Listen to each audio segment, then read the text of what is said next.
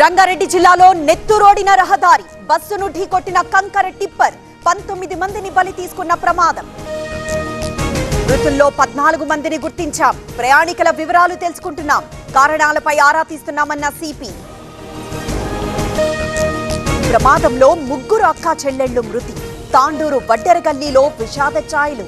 కన్నీరు మున్నీరవుతున్న కుటుంబ సభ్యులు. మీర్జాగూడ బస్సు ప్రమాదంపై కేసు నమోదు. బాధితుల కుటుంబ సభ్యుల ఫిర్యాదు. చేవెళ్ల పోలీస్ స్టేషన్లో కేసు నమోదు.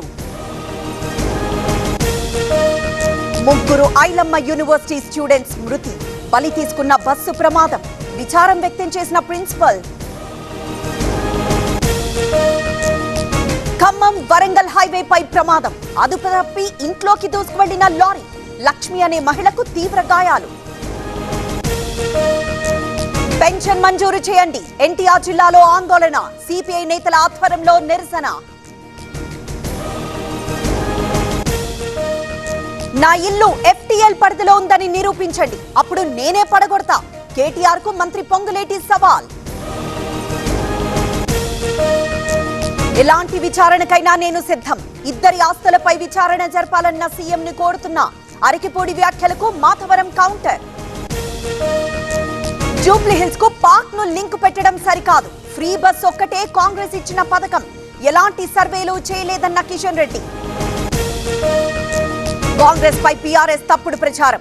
అభివృద్ధి పనులు చూసి ఓర్వలేకపోతున్నారు. తప్పుడు సర్వేలతో తప్పుదో పట్టిస్తున్నారన్న విహెచ్. తెలంగాణలో ఇంజనీరింగ్ కాలేజీల బంద్. ఫీ రియంబర్స్మెంట్ బకాయిలు చెల్లించాలని డిమాండ్. ఎంబీఏ, ఫార్మసీ, నర్సింగ్ కాలేజీలు క్లోజ్.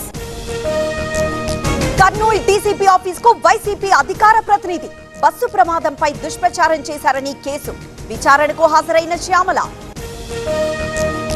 వీధి కుక్కలను కంట్రోల్ చేస్తున్నాం. సుప్రీంలో అఫిడవిట్లు దాఖలు చేసిన రాష్ట్రాల సీఎస్లు.